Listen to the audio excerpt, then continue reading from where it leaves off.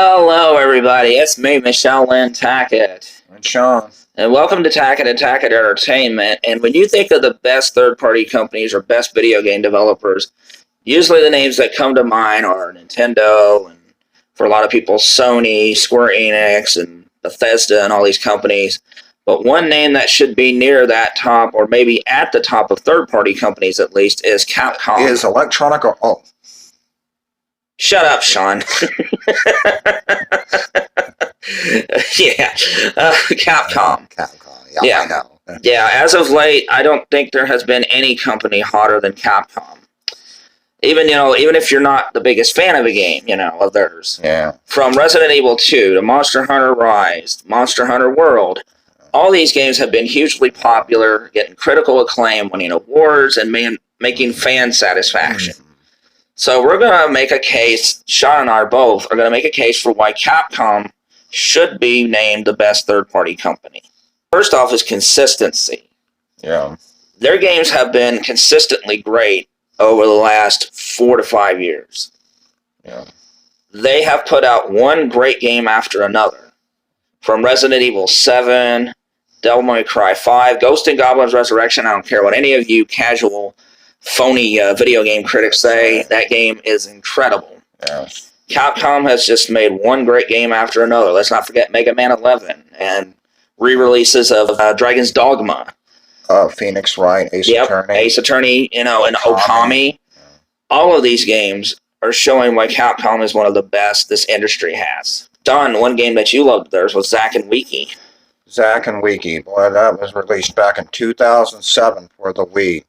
And it was so different. It was so unique. I would love to see a sequel or a remake from Capcom on this. I'd highly doubt it, but Capcom, if you see this video, please think about that. A remake, re-release, sequel to Zack and Wiki. Underrated gem that we both loved on the Wii. And that shows, Capcom really knows what they can do well. Yeah. With their games, like they get action right. Action is what they do well, but they do expand into RPGs, like with Monster Hunter Stories 2 coming up. Yes. So that's good. I agree. But when you see games like Ghosts and Goblins Resurrection, that's where Capcom really hits their stride. And like Resident Evil, the one time they struck out by going action was the Resident Evil 5 and 6. Yeah. I mean, and honestly, let's just be honest for a minute here. Capcom usually makes games for the hardcore gamer. Yeah. They just do. Sometimes they'll go casual, like Monster Hunter World. Yeah. But, usually when they make a game, they make it for Mega Man 11 is tough as nails. Yeah. Even when they release the old games, like the Mega Man series or the Mega Man X series, they're tough as the nails. Yeah. Really, the games are not for casual players, really. No. I'm not trying to turn people off. Monster Hunter World was casual, and it's more for casual players. But Monster Hunter Rise, that's back in the core player realm. Yeah, as Dr. Cox would say, Capcom is great when they stay right in the old wheelhouse, because some companies, when they get outside their old wheelhouse, Square Enix, I have something in my throat. Yeah. They miss it by a mile. Cough, cough. Avengers or the Monster Drink motorcycle games, anyone? Yeah. Capcom knows exactly how they stick with a formula that works. Yeah. Nintendo does the same thing. Even if Nintendo branches out, there's still a formula to it. Yeah. Nintendo games usually have more colorful graphics. Their games focus more on gameplay that puts you into a world and has a system. The gameplay always has a system in it. Yeah. And that's what Capcom does. You don't just redo every game. Every game is different. Some people didn't like Resident Evil 3, but I admired it for being different because the whole game was about outrunning Nemesis. Oh, well, I tell you, you want to go a step further. Something that really deviated from the series was Resident Evil 4. Yeah. And still today, that is, honestly, it's my favorite Resident Evil game. It just is. I think it can't be topped. It hasn't been topped yet. And I think that was the pillar of the Resident Evil series, in my opinion. Yeah, I agree. I love the first one. I love Zero. I love second one, the third one, the fourth one. But the fourth one didn't concentrate on zombies. No. Not that there's anything wrong with that. Wow, that game was just so different. It was so different in the Resident Evil series, and I really liked it. It was different for third-person games, shooters and action-adventure games. Yep. If it hadn't been for this game, Sony would have been bankrupt right about now. Exactly.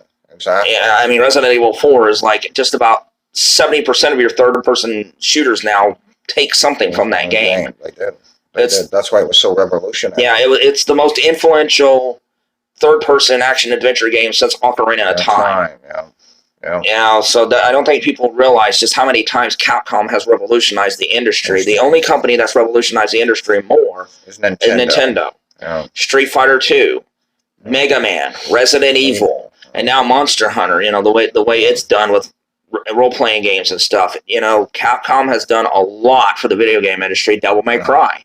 Devil May Cry is what led to Bayonetta and all these games. Ghosts and Goblins. How many times have you ever had to play a video game twice to beat the final boss? And the challenge, how a lot of people like Dark Souls and them tried to be like this game. This was the forefather, the grandfather of challenging games. Oh, yeah. Still is. Yeah, oh, yeah. And that's why some critics, Ghost and Goblins Resurrection is too hard. Real hardcore gamers are loving Ghost and Goblins Resurrection. And they're going to love Monster Hunter. Exactly. Rise. They're going to love Monster Hunter Rise. Next is knowing their audience. Capcom is a bit slow to change. But when they do catch on, they run with it. Yeah. The Nintendo Switch now is becoming their main focus because the Switch has over 82 million consoles sold. So now they're like, okay, well, here come the big exclusives. And that is so smart because now they will have games selling and selling and selling. Look at Ghost and Goblins, which did well, for a game like that. And Monster Hunter Rise is going to be a huge seller. Monster Hunter Stories 2 will be huge. Yeah. And what other big games they have planned for the Switch? They got some other ones they haven't made public yet, but, I have a feeling Resident Evil Revelations 3. There's been a lot of talk about that one, and I think that would be... I loved it on the Switch. Oh, yeah. Resident Evil... Revelations? Yeah, Resident Evil Revelations 1 and 2 are incredible games. Yeah. And they sold very well on a Nintendo Switch. So, yes, Capcom. And please, Capcom, if you're listening, Resident Evil 2 Remake, Nintendo Switch, do it. Yeah, please do it. You got the Resident Evil engine running. We don't like to report on this kind of stuff, but if the rumors are to be true, the Nintendo Switch Pro is supposed to be on par with a PS4 Pro. Yeah. Definitely doable.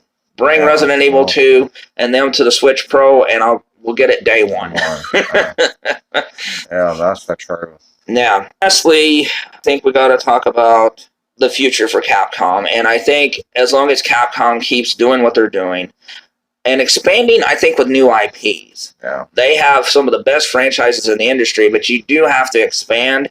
Take a chance like Zack and Wiki. Yes, please. Please. I'm sorry, but I love that game. Capcom, bring it back. It's such a lost gem. Yeah. Very underappreciated. Dig into your well of old franchises and stuff. There's some old ones that are just sitting there, just waiting to be brought into the video game hemisphere again. Yeah.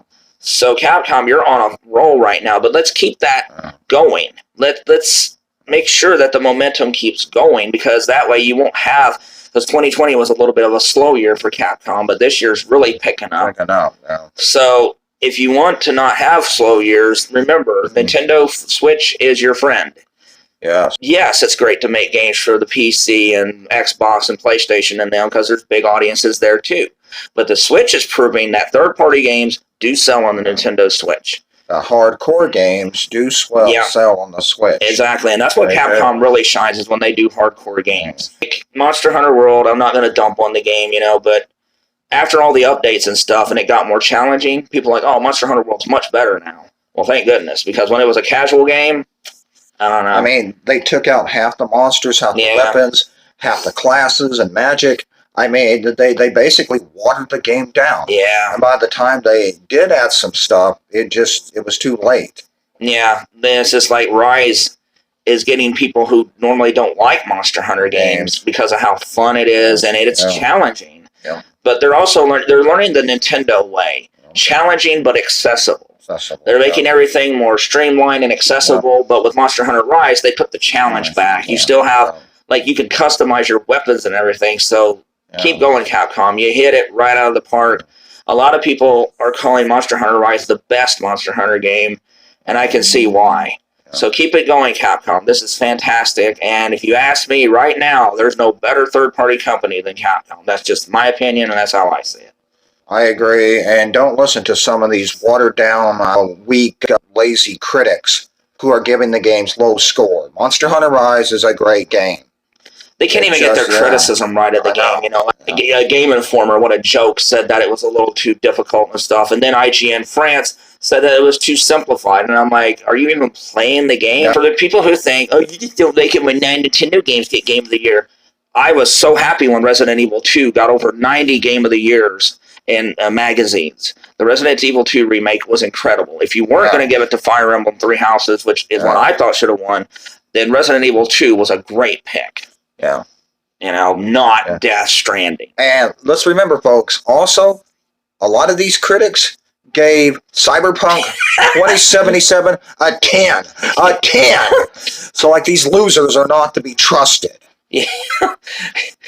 Take out the bugs and stuff you got. No, even beat 'em ups. Yeah. You know, I may have my disagreements with him, but he really talked about what was fundamentally just wrong with Cyberpunk. And it still got 10s from people. Oh yeah, yeah. It still got 10s. And it won Game of the Year in over 30 publications. So just think about that one, folks. Yeah. So if you see a bad review for Monster Hunter Rise, don't believe it. Yeah. Don't believe it. Yeah. Well, that's Michelle, Lynn Tackett, and Shawn. And that's how we feel that Capcom right now is the hottest third party on the face of the planet. And now we're going to do our sales pitch. This is me, Michelle and Tackett. This is Shawn. And we would like for you to hit that subscribe button. I noticed that over 70% of the people who watch us aren't subscribed. Hey, what are you waiting for? It's free. Just hit that red subscribe button. Hit the notification bell so you'll know when we're going to post another video. Please thumbs it up and comment if you like. And please join our Patreon. Patreon helps us get more money so we can do better videos with better equipment. And that's always better, So we have social media that you can join. The links are in the description below. So thank you, everyone. Keep supporting Tackett Entertainment. And really quick, just before, if you do join our Patreon, you'll get little extra bonuses, like you'll get early access to episodes of Mr. Monkey, Mr. Hopper. And who wouldn't want to miss that? Yeah, I know. Bye, everybody.